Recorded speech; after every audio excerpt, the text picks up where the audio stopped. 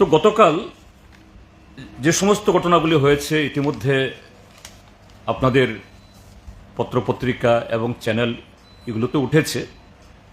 আপনাদেরকে ধন্যবাদ যে সবটা না হলেও কিন্তু বহু এই চ্যানেল এবং এই ছাপা মাধ্যম আপনারাও চেষ্টা করেছেন ধারাবাহিকভাবে শুরু থেকেই রাজ্যের এই ভারতীয় জনতা পার্টি তাদের এই অগণতান্ত্রিক কার্যকলাপ তার মুখোশ খুলে দেওয়ার চেষ্টা করেছেন এক্ষেত্রেও। কিন্তু তারপরও আরও অনেক কিছুই এই রাজ্যবাসীকে জানা দরকার, অনেক কিছুই যে তুলে ধরা দরকার, যে কিভাবে যে গণতন্ত্রের কণ্ঠস্বর রোধ করার টুটি চেপে দেওয়ার চেষ্টা হয়েছে।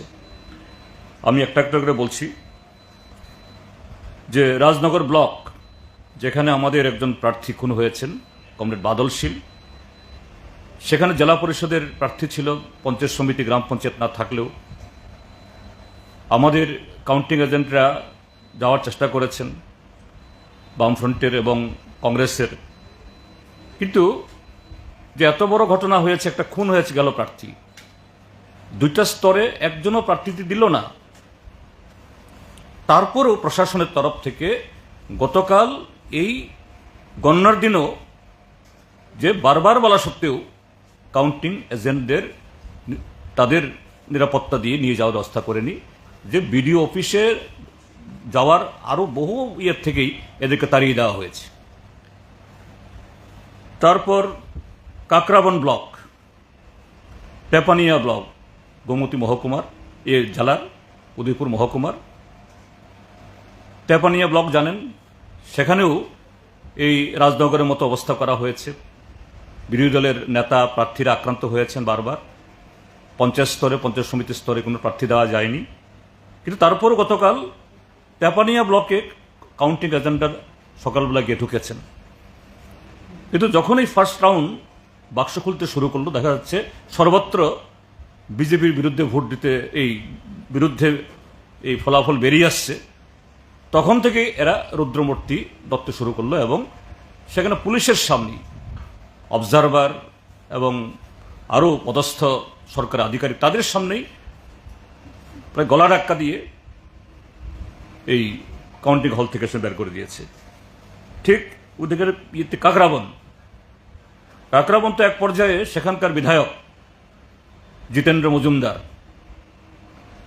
তার নেতৃত্বে গিয়ে মণ্ডলের নেতা, সেখানে কাউন্টিং এজেন্ট পারমিসিবল যদি 10 জন হয়, তার 2 গুণ 3 গুণ 4 গুণ কোনো ধরনের কার্ড, কোনো ধরনের কিছু ছাড়া অবাধে সেখানে ঢুকে সমস্ত এজেন্টদেরকে বের করে দিয়েছেন। এমনকি যারা বাইরে থেকে গেছেন কেউ কেউ রিটার্নিং অফিসের চেয়ারে বসে গিয়ে সেখানে কিভাবে কাউন্টিং যারা সুপারভাইজার, সরকারি আধিকারিক যারা এগুলি সহযোগিতা করবেন, এদেরকে ডিকটেট করছে এটা করো সেটা করো, অর্থাৎ তাদের কথা মতো এই ফল ঘোষণা করো। কদমতলা ব্লক, উত্তর ত্রিপুরা, এটা ভালোই চলছিল। সকাল, দুপুর, বিকাল বহু পঞ্চায়েতে এবং বিভিন্ন আসনে বিরোধীরা জিতছে, কিন্তু একটা আসনেরও রেজাল্ট ঘোষণা করতে দিচ্ছে না। অর্থাৎ হয়ে গণনা হয়েছে কিন্তু এই ফলাফল ঘোষণা করতে দিচ্ছে না। অফিসিয়ালি রিটার্নিং অফিসার সাইন করে তাদের সার্টিফিকেট দিয়ে দেবেন, বিজয়ীদের দিচ্ছে না। এটা শুধু কদমতলা না, কদমতলা, কালাছড়া, যুবরাজনগর এবং এখানে এই কুমারঘাট, যখন সন্ধ্যা গড়িয়ে আসলো, রাত হলো, ওদিকে কৈলাসহরের চণ্ডীপুর, সেখানে গিয়ে এই চণ্ডীপুরের যিনি বিধায়ক, রাজ্যের মন্ত্রী টিঙ্কু রায়, তিনি গিয়ে বাইরে থেকে গিয়ে একেবারে এই ভেতরে ঢুকেননি কাউন্টিং হলে, কিন্তু কাউন্টিং হলের বাইরেও কতগুলো কর্ডন থাকে, যেখানে নিরাপত্তা কর্মী ছাড়া অন্যরা তারাবাদে যেতে পারেন না। ওইখানেই গিয়ে ভেতরে যারা আছে বিরোধী দলের লোকজন, এদেরকে ভয় দেখানো, শেষ পর্যন্ত রাত 8:30টায় চণ্ডীপুর ব্লকের কাউন্টিং হল থেকে আমাদের সমস্ত এজেন্টদেরকে বের হয়ে আসতে হয়েছে, কেননা বাইরের থেকে নানাভাবে ভয় ভীতি হুমকি প্রদর্শন করা। ঠিক তেমনি কালাছাড়া ব্লক ধর্মনগর, সেখানেও হয়েছে। প্রায় রাত 12টায় সমস্ত এজেন্টদেরকে বের হয়ে আসতে হয়েছে বিরোধীদের। সেখানে গিয়ে কলম দিয়ে খুঁচানো, পায়ে লাথি মারা, এবং সেখানে অগুন্তি কাউন্টিং হলে প্রত্যেক দলেরই একটা নির্দিষ্ট যদি প্রার্থী থাকে, নির্দিষ্ট সংখ্যক কাউন্টিং এজেন্ট থাকতে পারে, কিন্তু তাদের জন্য কোনো ধরনের নিয়ম নীতি নেই। এমনকি রাত্রিবেলাও নতুন নতুন লোকের জন্য বিডিওকে বাধ্য করানো হয়েছে এই পাস ইস্যু করতে। এইভাবে একদিকে সংখ্যা বেশি এবং নতুন লোক অবৈধভাবে এই পাসটি ঢুকেছেন। এইভাবে কুমারঘাট ব্লকেও সেখানে বিধায়ক ভগবান দাস একেবারে হলে ঢুকেননি, একদম হল অবধি গিয়ে প্রায় ভেতরে ঢুকে সেখানে শশাচ্ছে।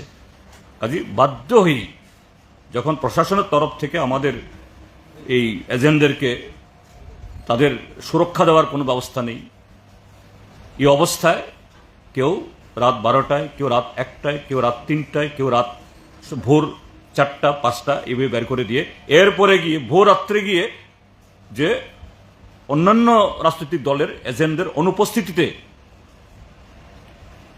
তারা এই কি বলে ম্যানিপুলেশন করে, উলট পালট করে, কোথাও কোথাও এই হলের ভিতরেই ব্যালটে ভোট, অনেকগুলা ভোট সেখানে পাল্টা ছাপটাপ দিয়ে, অর্থাৎ যাতে কেস টেস হলে ধরা না পড়ে, এইভাবে এই কদমতলা, কালাছড়া, যুবরাজনগর, কুমারঘাট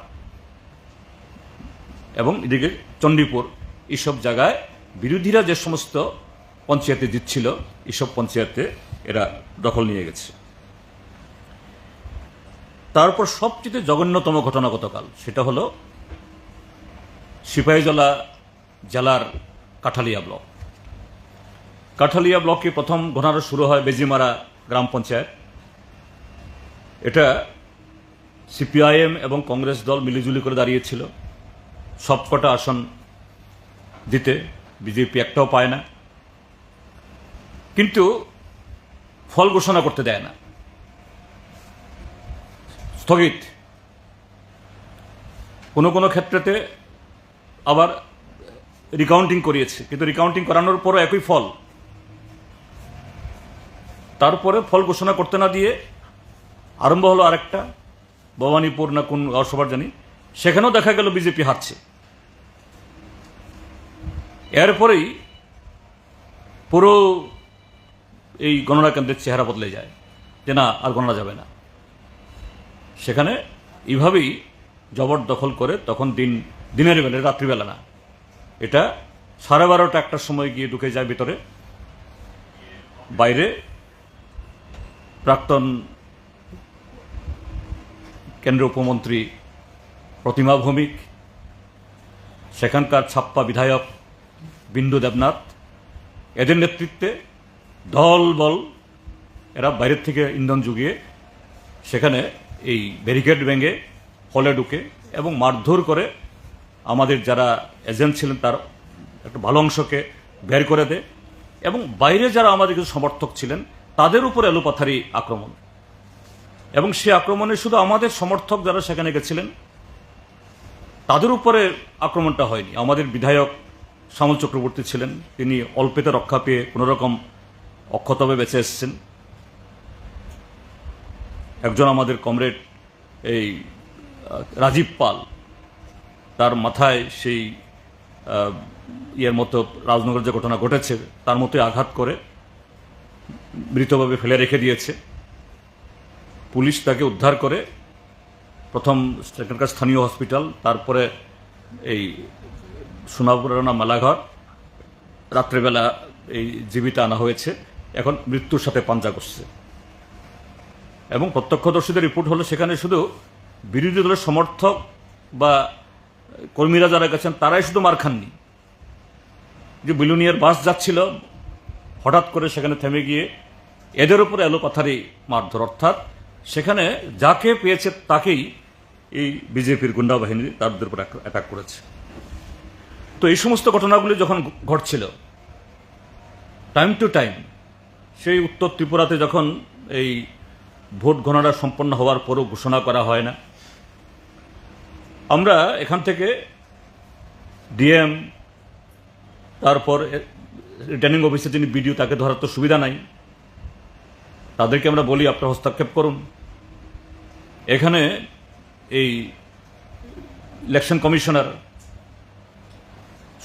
শরদিন্দু চৌধুরী, তার সাথে প্রায় গতকাল 7-8 বার আমার নিজেরই কথা হয়েছে।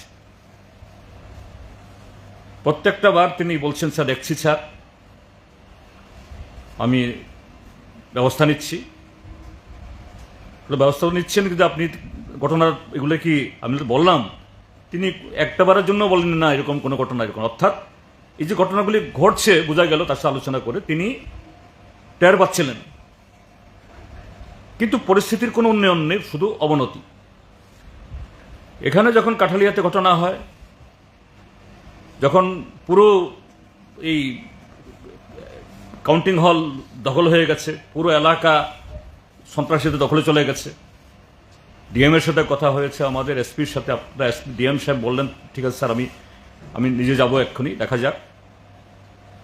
কিন্তু তারপরেও পরিস্থিতি উন্নতি হচ্ছিল না।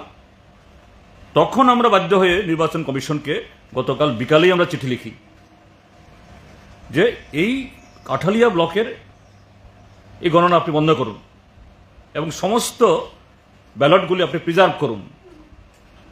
এখানে একতরফাইভাবে এটা গুনে এখন কোনো লাভ নেই, কারণ পরিস্থিতি এমন একটা অবস্থা। আমরা চিঠি দিয়েছি, আজ পর্যন্ত কোনো উত্তর পাইনি কি হয়েছে। তারপর যখন বাইরে আক্রমণ হলো, ভেতরে আমাদের প্রায় 20-22 জন আমাদের পোলিং এজেন্টকে তারা বের হতে পারেননি, এদের অবস্থা খুব সঙ্গীন। যাই হোক, কোনো রকমে এরা একটা ঘরে গিয়ে আশ্রয় নিয়েছে, এদের অবস্থা খুব খারাপ। মানে চারিদিক থেকে, এমনকি বিশ্রামগঞ্জ, বিশালগড় থেকে বহু সমাজদ্রোহীদের নিয়ে তারা জড়ো করে। শেষ পর্যন্ত সন্ধ্যায় আমরা অগত্যা রাজ্যের মুখ্য সচিব, বর্তমান ভারপ্রাপ্ত ডিজি অনুরাগ ধানকর, ওনার সাথে যোগাযোগ করি বার কয়েক, যে আপনারা অন্তত এই লোকদেরকে প্রাণে বাঁচান। যাই হোক, তারা হস্তক্ষেপ করেন। এতে যারা আটকে ছিলেন সেখানে ভেতরে, তারা অক্ষত ফিরে আসেন।